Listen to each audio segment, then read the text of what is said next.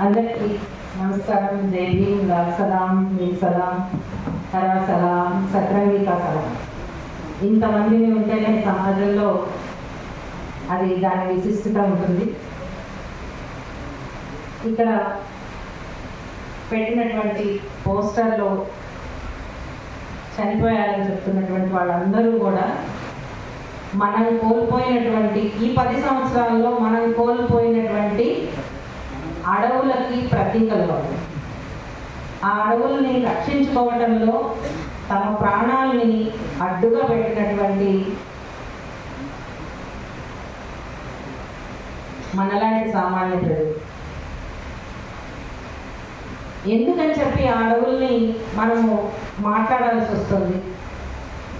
మాట్లాడితే పర్యావరణం అంటాము, ఎండలు భరించలేమంటాము, లేకపోతే చెడగొట్టు వానలు వస్తున్నాయంటాము.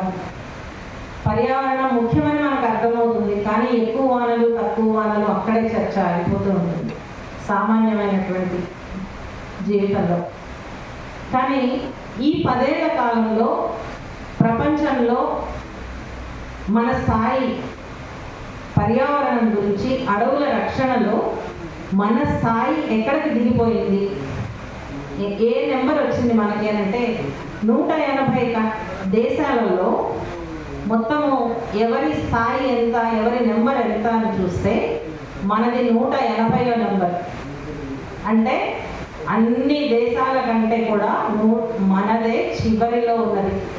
ఇంత పెద్ద సువిశాలమైనటువంటి దేశంలో పర్యావరణం గురించి, అడవుల రక్షణ గురించి, అడవుల్లో ఉండేటటువంటి చెట్టు చేమ పక్షి జంతువులే కాదు మనుషుల రక్షణలో కూడా మన స్థానము అత్యంత చివరిలో ఉంది. ఇది వేరే ఎవరైనా చెప్తే మనము నమ్మాల్సిన అవసరం లేదని అనుకోవచ్చు, కానీ ఇది చెప్తున్నది కూడా మనలాంటి సంస్థలే రీసెర్చ్ చేసి 10 ఏళ్లలో ప్రతి రంగంలోనూ ఏం జరిగింది అనేటటువంటి రిపోర్టుని ఈరోజు విడుదల చేశారు. ఈరోజే విడుదలైంది, ఇప్పుడే చదువుతున్నాను. PUCL, people's union of civil liberties, మనలాంటి హక్కుల సంస్థ, బహుత్వ కర్ణాటక, ఫ్రైడే ఫ్యూచర్స్, ఈ సంస్థలు కలిపి కొన్ని నిజాలని రిపోర్టు రూపంలో బయటకు తీసుకొచ్చారు. బహుశా మనందరం కూడా మనం ఎంచుకునేటటువంటి రంగాలు కూడా దాంట్లో నుంచి ఉండాల్సి ఉంటుంది. 180వ స్థానంలోకి మన దేశం వెళ్ళిపోయింది. 180 దేశాల్లో పర్యావరణం గురించి ఒక జరిగితే దాంట్లో మన స్థానం 188. 2012లో మన స్థానం 125. అంటే కొంచెం పర్లేదు అన్నట్టుగా ఉంది 2012లో. మరి 2024 వచ్చేటప్పటికి 180కి వెళ్ళడానికి దారి తీసిన పరిస్థితి లేదు. ఏ పరిస్థితులు దారి తీసాయి, దానికి మారినటువంటి చట్టాలు ఏమున్నాయి, ఎక్కడెక్కడ చట్టాలు మారిపోయాయి, ఏ అంశాల్లో మారిపోయాయి, అడవులకు సంబంధించి ఏం మారాయి, ఫ్యాక్టరీలకు సంబంధించి ఏం మారాయి, థర్మల్ పవర్స్ వాటి గురించి ఏం మారాయి, ఇవన్నీ కూడా మనం మాట్లాడుకుంటేనే ఈరోజు ఈ ఆపరేషన్ కగార్ అనేటటువంటి దాని వెనక ఉండేటటువంటి కుట్ర ఏంటి అనేది మనకు అర్థమవుతుంది. ఇది కేవలం ఆ ఛత్తీస్గఢ్లో జరుగుతున్నటువంటి మానవ హననం మాత్రమే కాదు, మొత్తం దేశంలోనే జరుగుతున్నటువంటి దానికి ఇది ఒక ఉదాహరణ. ఇది అంతిమ యుద్ధం మనదవుతుందా, వాళ్ళదే అంతిమ యుద్ధం అవుతుందా, వేరే విషయం. ఆ జార్గాన్లోకి మనం వెళ్ళకండి. కానీ ఏం జరిగింది ఈ 10 ఏళ్ల కాలంలో, వాళ్ళు ప్రభుత్వంలోకి వచ్చిన తర్వాత మనకి దేవుళ్ళు వచ్చారు, దేవుడి పేరు మీద రాజకీయాలు వచ్చాయి, తిండి మీద ఆంక్షలు వచ్చాయి, చాలా కనిపిస్తున్నాయి బయటికి. కానీ వీటన్నిటి వెనకాల కనిపించకుండా వాళ్ళు చాలా పని చేస్తున్నారు. ఎంత పని చేస్తున్నారు అని అంటే, ఇప్పుడే ఇందాక నారాయణరావు గారు అంటున్నారు అక్కడ గ్రామ సభలు అనుమతి తీసుకోకుండానే ఇవన్నీ గడ్చిరోలులో చేశారు అని అంటే, అసలు గ్రామ సభల్ని ఎత్తేసారు, చట్టాలు వేసేసారు. గ్రామ సభలు అనేటటువంటి అరణ్య ప్రాంతాలలో, అడవి ప్రాంతాలలో గ్రామ సభలతో అంగీకారంతోనే ఫ్యాక్టరీలు అనేటటువంటి దాన్ని వాళ్ళు తీసుకొచ్చినటువంటి ఎన్విరాన్మెంటల్ యాక్ట్లో తీసేశారు. అది మనకు తెలియదు. మనం ఇంకా ఎప్పుడో పాత కాలంలో ఉండేటటువంటి దాన్నే, అంటే మన అధ్యయనము వాళ్ళకి మించి వెళ్ళాల్సినటువంటి అవసరం ఉంది. వాళ్ళు ఒక స్టెప్ వేస్తే మనం 10 స్టెప్స్ ముందుకు వెళ్ళి ఆలోచించాలి, వీళ్ళు ఏం చేయబోతున్నారు అన్నట్టు. కానీ మనకి అన్ని వనరులు లేవు. జరిగినటువంటి దాంట్లో ఎన్ని వేల ఎకరాల భూములు ప్రజలు, మామూలు భూములు కాదు, వ్యవసాయ భూములు కాదు, అటవీ ప్రాంతంలో ఎన్ని వేల ఎకరాలు మనము కోల్పోయాము, అడవులు కోల్పోయాము అనేటటువంటిది ఒక లిస్ట్ ఇచ్చారు. అది చూస్తూ ఉంటే, ఆ లిస్టును చూస్తూ ఉంటే కనుక ప్రతి సంవత్సరం ప్రభుత్వం ఈ 10 ఏళ్ళుగా సిస్టమాటిక్గా ఎన్ని అడవులని నరికేసుకుంటూ వెళ్ళింది, తీసేసుకుంటూ వెళ్ళింది. పైగా ఏం చెప్తారు వాళ్ళు, మేము 2014లో ఎలక్షన్ ముందు మేము ఈ దేశ పర్యావరణాన్ని రక్షించడానికి కమిట్ అయి ఉన్నాము అని చెప్పుకున్నటువంటి వాళ్ళు 2023 వచ్చేటప్పటికి మొత్తం ప్రపంచ దేశాలలో మేము భారతదేశాన్ని చాలా సిస్టమాటిక్గా పర్యావరణ పరంగా దాన్ని నిలబెట్టాము, అందరికీ ఆదర్శవంతంగా నిలబెట్టాము అని చెప్పి ప్రధానమంత్రి చెప్తే, ఎందుకు అలా చెప్పాడు అనేటటువంటి దాని వెనకాల కొన్ని వేల లక్షల ఎకరాల అడవి మాయమైపోతుంది. ఆ మాయమైపోయిన అడవుల్లో ఛత్తీస్గఢ్ ఉంటుంది, మధ్యప్రదేశ్ ఉంటుంది, మణిపూర్ ఉంటుంది. మణిపూర్లో మనం ఎంతసేపటికి కూడా ఒకటే మాట్లాడుతున్నాం, స్త్రీలని వివస్త్రం చేశారు, అక్కడ మతం పేరుతో రాజకీయం చేస్తున్నారు, ఈ 2 విషయాలు మాట్లాడుతున్నాం.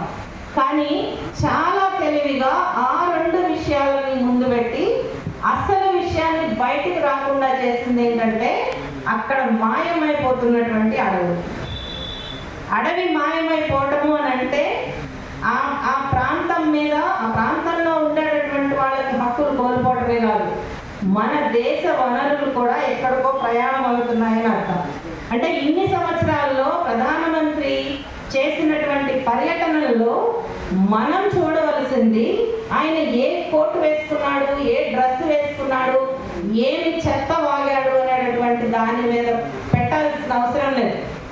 కానీ ఆయన అక్కడికి వెళ్ళి ఏ కంపెనీతో ఆయన సంతకం పెట్టాడు, ఆ కంపెనీకి కావలసినటువంటి ఖనిజ సంపద ఎక్కడ ఉన్నది, ఏ ఖనిజ సంపద మీద ఆధారపడి వాళ్ళు ఆ కంపెనీ, అక్కడ మల్టీనేషనల్ కంపెనీ మన దేశంలో రావడానికి ఇంట్రెస్ట్ చూపిస్తుంది, ఈ సమాచారం మన దగ్గర ఉండటం లేదు, రానివ్వటం లేదు. ఎందుకనంటే వేరే వైపుగా మొత్తం అంతా ఆలోచనల్ని మార్చేటటువంటి ఒక మాయ నడుస్తూ ఉంటుంది. ఈరోజు ఛత్తీస్గఢ్ లాంటి ప్రాంతము పదే ఎందుకు బయటకు వస్తుంది, అని అంటే అక్కడ నియంత్రించేటంటే అడ్డుకునేటటువంటి శక్తులు, అడ్డుకునేటటువంటి ప్రజా ప్రతిఘటన, అది మావోయిస్ట్ పార్టీ రూపంలో ఉండొచ్చు, లేకపోతే మావోయిస్ట్ పార్టీ ఇచ్చినటువంటి అండ కావచ్చు, నాకు తెలియదు ఆ వివరాలు ఏంటి అనేది. కానీ ఒక ప్రజా ప్రతిఘటన అనేటటువంటిది మాత్రము చాలా బలంగా ఉన్నది. ఆ బలమైనటువంటి ప్రజా ప్రతిఘటన ఉన్నది కాబట్టే అన్ని రకాలైనటువంటి ఉల్లంఘనల్ని వాళ్ళు అక్కడ నిర్భయంగా చేసేస్తున్నారు. అందుకనే ప్రతి బడ్జెట్లో కూడా, బడ్జెట్ పెట్టినప్పుడు, పార్లమెంట్లో చర్చలు జరిగినప్పుడు ఎన్ని రకాలైనటువంటి చట్టాలు మారుతూ వెళ్ళిపోతూ ఉంటాయి. అవి ప్రజల వరకు వచ్చే అవకాశం లేదు. ఎందుకంటే మొత్తం జరిగేదంతా ఇంగ్లీష్లో జరుగుతుంది. దాని మీద చర్చలు మీడియా ఎట్లానో అందజేయదు. కానీ స్థానికంగా అక్కడ ఉండేటటువంటి ప్రజల వరకు అక్కడికి వెళ్ళాలి అని అంటే వాళ్ళకి అది వెంటనే తెలిసిపోతుంది. ఎందుకంటే ఒక ట్రెంచ్ వేశారు అని అంటే, అడవిలో ఒక గ్రామం చుట్టూ ఒక ట్రెంచ్ వేశారు అని అంటే అక్కడ ఉండేటటువంటి ప్రజలకు అర్థమైపోతుంది, ఇంకేదో రాబోతుంది, ఇక్కడ మూమెంట్ ఆపబోతున్నారు. ఎందుకు మూమెంట్ ఆపుతారు అంటే అక్కడ ప్రజలు తమకి వ్యతిరేకంగా రాకుండా ఉండాలి అని అంటున్నారు. అది చాలా అన్ని చోట్ల ఆదిలాబాద్లో కనిపిస్తుంది, లేకపోతే భద్రాచలం అడవుల్లో కనిపిస్తుంది, చింతపల్లి అడవుల్లో కనిపిస్తుంది. ఇంకెక్కడైనా సరే ఆదివాసీ ప్రాంతాల్లో ఎక్కడికి వెళ్ళినా కానీ ట్రెంచ్లు వేయడం అనేటటువంటిది చాలా సర్వసాధారణంగా మారిపోయినటువంటి విషయం. అంటే అది జరిగిన వెంటనే అక్కడ ఒక కామన్ సెన్స్ పనిచేస్తుంది, ఏదో జరగబోతుంది ఇక్కడ అనేటటువంటి. నిజానికి మనకి ఇక్కడ మైదాన ప్రాంతాల్లో పట్టణ ప్రాంతాల్లో ఉండేటటువంటి వాళ్ళకి అర్థం కాదు. ఎందుకు అర్థం కాదు అని చెప్తున్నాను అంటే, మొన్న ఈ మధ్య ఢిల్లీ ఎయిర్పోర్ట్లో ఒక 10 మంది అమ్మాయిలు కనిపించారు. అందరూ 20 నుంచి 25 ఏళ్ల వయసున్న అమ్మాయిలు, ఇంజనీరింగ్ చదువుకున్నటువంటి వాళ్ళు. ఎలక్షన్ గురించి ఒక్క మాట మాట్లాడితే వాళ్ళు చెప్పినది ఏంటంటే, కశ్మీర్ని చాలా బాగా చేశారు, మోడీ బాగా చేశారు. ఎందుకు కశ్మీర్ని బాగా చేశాడు అనుకుంటున్నారు అంటే, టూరిస్ట్ అక్కడ వెళ్ళి ఎవరైనా వెళ్ళడానికి వీలుగా టూరిజాన్ని బాగా డెవలప్ చేసి, అంటే మిగతా ప్రపంచానికి నగర పట్టణ జీవితాలకి కావలసింది తాము ప్రశాంతంగా లేకపోతే ఆనందంగా ఆహ్లాదంగా ఉండేటటువంటి టూరిజం మాత్రమే. ఈ మైండ్ సెట్ అనేటటువంటిది గత 30 సంవత్సరాలుగా మారిపోయింది. అంటే ఇప్పుడు అడవులు కూడా ఒక టూరిస్ట్ ప్లేస్లే. ఎందుకంటే అక్కడ కొంచెం పచ్చదనం ఉంటుంది, ఎన్ని ఎకరాలు పోయినా కానీ అక్కడ ఒక పచ్చదనం ఉంటుంది, అడవులు ఉంటాయి, లేకపోతే చూడటానికి బాగుంటుంది, లేకపోతే జంతువులు ఉంటాయి, ఇట్లాంటివి ఏవో నడుస్తూ ఉంటాయి. అందుకనే అక్కడ జరిగేటటువంటి జీవన్మరణ పోరాటం అనేటటువంటిది పట్టణ ప్రజలకు కానీ నగర ప్రజలకు కానీ మాలాంటి వాళ్ళెవరికి కూడా అర్థమయ్యేటటువంటి అవకాశం లేదు. ఇప్పుడు మళ్ళీ చూస్తే 2014-15 సంవత్సరంలో దాదాపు హెక్టార్లలో ప్రతి సంవత్సరము సగటున 20,000 హెక్టార్లు, అంటే 15 నుంచి 20,000 హెక్టార్ల అడవి తరిగిపోయింది 10 ఏళ్ల పాటు. ఇది ఒక్కచోటే కాదు, దేశం మొత్తం మీద ఇంకా ఎంత లెక్క ఉందో మనకు తెలియదు. అంటే అంత అడవి పోవటము అని అంటే ఆ అడవిలో ఆ అడవి ఇచ్చేటటువంటి పర్యావరణం ఒకటే కాదు, ఆ అడవి మీద ఆధారపడి జీవించేటటువంటి ప్రతి ఒక్కళ్ళ మానవ హక్కులకి జీవన హక్కులకి అన్నిటికీ కూడా విఘాతం కలిగినట్లే, అవన్నీ కూడా హరించిపోయినట్లే.